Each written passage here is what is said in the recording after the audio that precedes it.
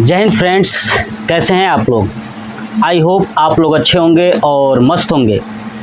मैं साइंस में ध्वनि चैप्टर पढ़ा रहा था, तो ध्वनि से आज हम लोग ये पढ़ने वाले हैं कि विभिन्न माध्यम में, है ना, विभिन्न माध्यम में ध्वनि की चाल क्या होती है ना। यानी अलग अलग माध्यम हो, जैसे कहा जाए कि हवा में ध्वनि की चाल क्या होगी, ठोस वस्तुओं में ध्वनि की चाल क्या होगी, द्रव में ध्वनि की चाल क्या होगी, पूरा डिटेल्स के साथ चर्चा करने वाले हैं कि विभिन्न माध्यम में ध्वनि की चाल क्या होगी। तो आज का हमारा यही हेडिंग होगा कि विभिन्न माध्यमों में ध्वनि की चाल। देखिए, माध्यम चाहे कोई भी हो, है ना, जो ध्वनि का चाल है ना, वो सिर्फ दो बातों पे निर्भर करता है ना।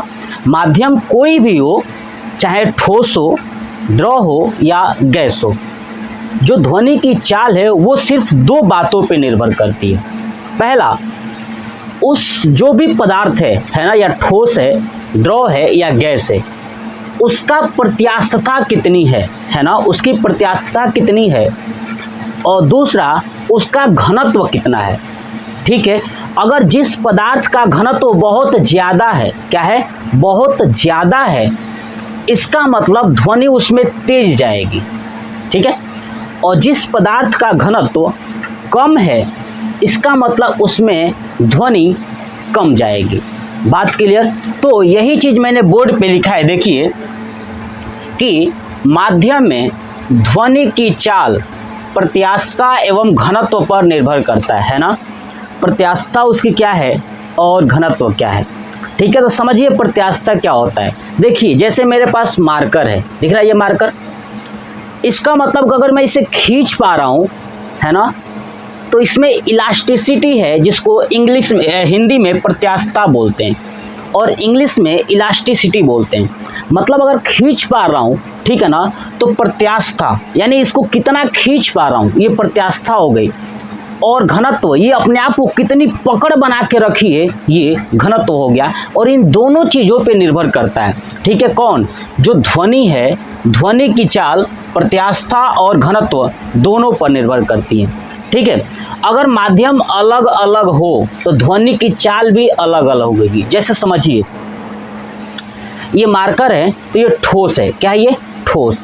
अगर मैं इस पे प्रहार करता हूँ, देखिए, तो ये आपको आवाज़ सुनाई, देखिए आवाज़ सुनाई दिया। अब देखिए, यही प्रहार मैं हवा में करता हूँ, देखिए ये हवा में, आपको सुनाई दे रहा है क्या, नहीं, मतलब कि न के बराबर। बात क्लियर।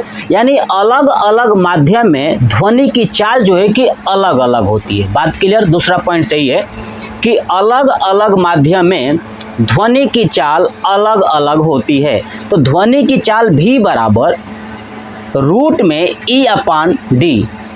E क्या है, इलास्टिसिटी यानी प्रत्यास्थता, और D क्या है, डेंसिटी यानी घनत्व। तो V बराबर रूट में E/D। याद रखिएगा कि किसी भी माध्यम के लिए चाल ज्ञात करने का फार्मूला क्या होता है, V = रूट में E/D। बात क्लियर। चलिए, अब ये चाल के बारे में मैं बताऊं कि ध्वनि के चाल के बारे में दो वैज्ञानिक थे। एक था न्यूटन और दूसरा था लाप्लास। क्या था, लाप्लास। न्यूटन ने कहा कि अगर ध्वनि है ना, ध्वनि अगर हवा में गति कर रहा है, किसमें, हवा में गति कर रहा है, गैस में गति कर रही है ना ध्वनि, अगर उस गैस का तापमान, क्या चीज, तापमान, है ना, नियत है, क्या है, नियत है, मतलब कि तापमान न बढ़ रहा है न घट रहा है। ठीक है, यानी नियत है, कोई भी परिवर्तन तापमान में नहीं हो रही है। ठीक है, तो उस समय उसमें ध्वनि का जो चाल होगा वो 280 मीटर पर सेकेंड होगा।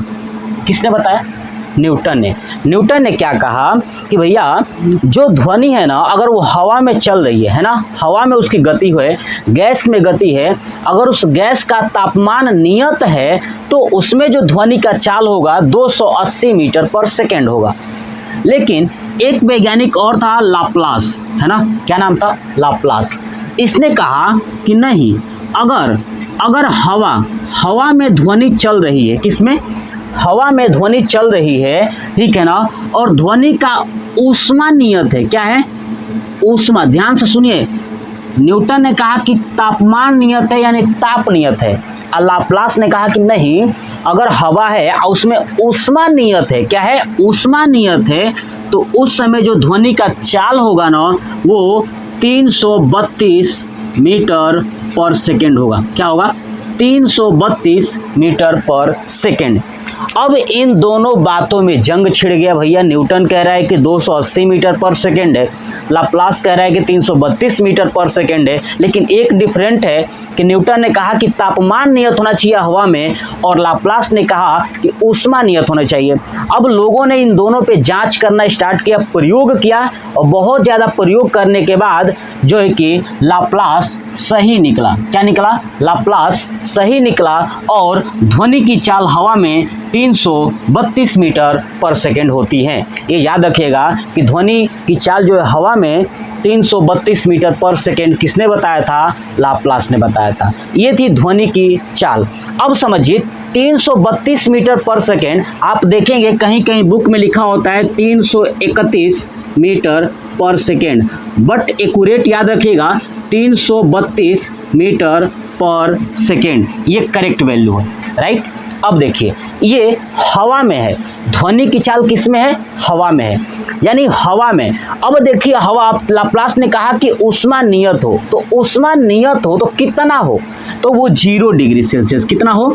0 डिग्री सेल्सियस, यानी नियत हो, कोई भी उसमें ऊष्मा ना हो, यानी 0 डिग्री सेल्सियस में, है ना, अगर 0 डिग्री सेल्सियस है हवा, है ना, हवा का तापमान, ऊष्मा, है ना, 0 डिग्री सेल्सियस है, तो उसमें जो ध्वनि की चाल होगी वो 332 मीटर पर सेकेंड होगी। बात क्लियर? लेकिन अगर तापमान बढ़ जाए, क्या होगा? तापमान बढ़ जाए, तो देखिए अगर 1 डिग्री सेल्सियस अगर आप तापमान बढ़ाते हो, है ना, 1 डिग्री सेल्सियस तापमान बढ़ाते हो तो 0.61 मीटर पर सेकेंड तापमान बढ़ता जाएगा। मतलब कि अगर हवा का ऊष्मा जो है कि 1 डिग्री सेल्सियस बढ़ाऊंगा, है ना, 1 डिग्री सेल्सियस बढ़ाऊंगा, तो जो स्पीड है, ध्वनि का चाल है, वो 0.61 मीटर पर सेकेंड बढ़ जाएगा। बात क्लियर हुई, है ना? 0.61 मीटर पर सेकेंड इंक्रीज हो जाएगा, बढ़ जाएगा। यही रीजन है कि गर्मियों के मौसम में देखते हैं कि गर्मियों के मौसम में जो वायुमंडल होता है, वायु गैस होता है, उसमें जो है ना क्या होती है कि कणों के अंदर ऊष्मा ज़्यादा हो जाता है, और ऊष्मा ज़्यादा हो जाता है तो जब भी हम बोलते हैं वो दूर तक आवाज़ जाती है। क्यों? क्योंकि जब तापमान बढ़ता है तो स्पीड भी बढ़ जाती है। बात क्लियर? चलिए, अब यही रीजन है कि ठंडियों के मौसम में क्या होता है ना कि जब हम बोलते हैं तो दूर तक भी आवाज़ सुनाई नहीं देता है ना, दूर तक भी आवाज़, चिल्लाते चिल्लाते थक जाएंगे फिर भी आवाज़ क्लियर नहीं आता है दूर तक। क्यों? क्योंकि उस समय तापमान कम हो जाता है, और तापमान कम होता है जैसे ही, इसका मतलब वो उसका स्पीड बढ़ेगा नहीं, ठीक है, तो वही के वही रहेगा, ज़्यादा दूर तक सुनाई नहीं देगा। तो ये चीज़ देखिए, ठीक है, कि वायु में 0 डिग्री सेल्सियस पर 331 मीटर पर सेकेंड या 332 मीटर पर सेकेंड, मैंने बताया, याद रखिएगा ये करेक्ट वैल्यू है जिसे लाप्लास ने बताया था। अगर 1 डिग्री सेल्सियस तापमान बढ़ा दिया जाए तो 0.61 मीटर पर सेकेंड तापमान बढ़ जाता है। क्या होता है? बढ़ जाता है। बात क्लियर हुई? चलिए अब समझिए, यहाँ पे मैंने शब्द लिखा है माध्यम। क्या लिखा है? माध्यम। तो मैं आपको बताया था कि 3 माध्यम होते हैं, ठोस, द्रव और गैस, है ना, ठोस, द्रव और गैस। अब देखिए जो ठोस होता है ना, देखिए जितने भी ठोस होते हैं जिसमें धातु होता है, चलिए यहाँ पे लिखा भी हूँ, देखिए जितने भी ठोस होते हैं, ठीक है, जो धातु हैं उसमें जो स्पीड है ध्वनि का ना लगभग 5000 मीटर पर सेकेंड से ज़्यादा है। ठीक है, लगभग 5000 मीटर पर सेकंड से क्या है? ज़्यादा है। किस में? तो ठोस में। और ठोस में भी किस में? तो धातु में। अब धातु आपको समझ में आ रहा हो, लोहा, तांबा, चांदी, लकड़ी नहीं, लकड़ी धातु नहीं है, ध्यान रखिएगा। ठोस में लकड़ी तो आता है लेकिन वो धातु नहीं है। जितनी भी धातु हैं उसमें लगभग जो है कि 5000 मीटर पर सेकेंड से ज़्यादा होता है क्या चीज़, ध्वनि की चाल। ऐसे ही आता है दूसरा द्रव में, याद रखिएगा द्रव में है ना, द्रव में भी क्या, पानी। ऐसे द्रव में तो बहुत सारी चीज़ आता है, केरोसिन आता है, पेट्रोल आता है, डीजल आता है। बस ये याद रखिएगा द्रव में जो ये पानी है ना, पानी का जो स्पीड है, पानी के अंदर जो ध्वनि का स्पीड है वो 1450 मीटर पर सेकेंड है। कितना, 1450 मीटर पर सेकेंड है। ये पॉइंट्स आप याद रखिएगा। पानी और क्या याद रखोगे, तो वायु, यानी 0 डिग्री सेल्सियस में ध्वनि की चाल वायु में कितना है, तो 332 मीटर पर सेकेंड। बात क्लियर हो गई, समझ में आ गया।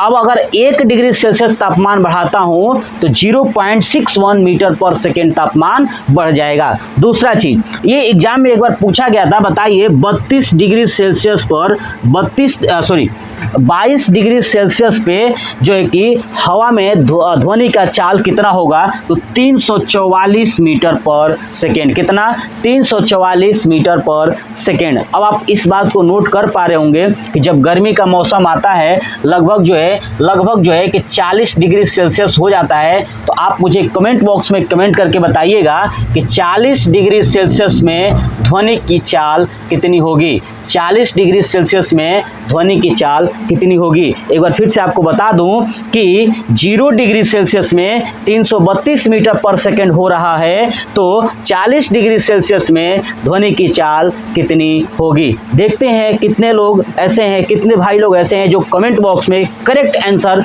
कैलकुलेशन करके, मैथमेटिक्स का प्रयोग करके करेक्ट आंसर देते हैं। आपके कमेंट का मैं वेट करूंगा। और जो लोग नहीं पढ़ते हैं वो कतई नहीं दे सकते, उनके बस की बात भी नहीं है ये चीज़ें।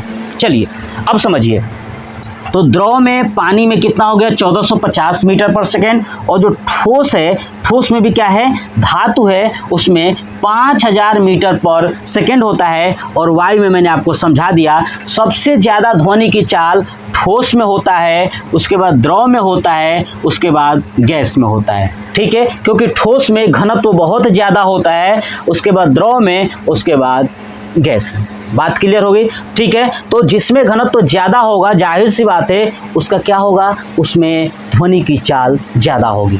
अब आप एक चीज़ देखिए, नोट, हम एक चीज़ बता दूं कि जो प्रकाश और ध्वनि होता है, प्रकाश की चाल और ध्वनि की चाल, देखिए इसे आप नोट करना चाहें तो नोट कर लिए होंगे। चलिए देखिए, प्रकाश की चाल आपको पता है ना, स्पीड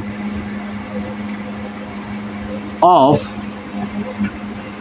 लाइट कितनी होती है, 3 × 10⁸ मीटर पर सेकेंड। 3 × 10⁸ मीटर पर सेकेंड होता है ये लाइट की स्पीड। ठीक है, अब समझिए, लेकिन हमने अभी देखा साउंड स्पीड, है ना, साउंड स्पीड यानी स्पीड ऑफ साउंड। ठीक है, साउंड का स्पीड हमने देखा क्या चीज़, कि साउंड का जो स्पीड होता है कहाँ पे, एयर में कितना होता है, 332 मीटर पर सेकेंड होता है ना।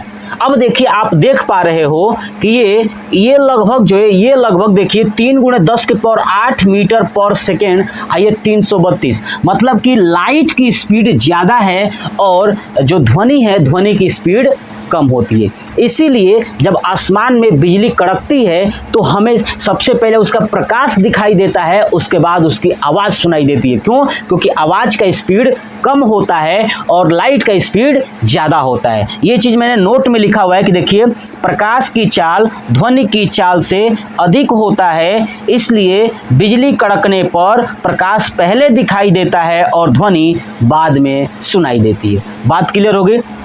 ये पूरा था जो विभिन्न माध्यम है उसमें ध्वनि की चाल है। अलग अलग माध्यम में अलग अलग ध्वनि की चाल होती है। इसके लिए आप कहोगे तो एक सेपरेट वीडियो ला देंगे कि एल्युमिनियम में कितना होता है, पेट्रोल में कितना होता है, डीजल में कितना होता है, केरोसिन में कितना होता है, पानी में कितना होता है, लोहा में कितना होता है, तांबा में कितना होता है, सब एक अलग से ला के उसको कॉन्सेप्ट के साथ आपको याद करा देंगे। लेकिन इसके लिए आपको कमेंट करना है और बताना है कि आपको वो वीडियो चाहिए, तो मैं उसके लिए ट्रिक्स लेके आऊँगा और बहुत ही बेहतरीन तरीके से आपको हर एक पदार्थ में, मैटर में ये याद करा दूंगा कि स्पीड कैसे याद रखते हैं। ठीक है, तो ये था पूरा कॉन्सेप्ट, क्लियर हो गया। नेक्स्ट वीडियो में मैं आपको ये पढ़ाऊंगा कि जो ध्वनि है, ध्वनि को प्रभावित करने वाले कौन कौन से कारक हैं, ध्वनि किससे प्रभावित हो सकता है, ये पूरा डिटेल्स के साथ नेक्स्ट पार्ट में मैं लेके आऊँगा।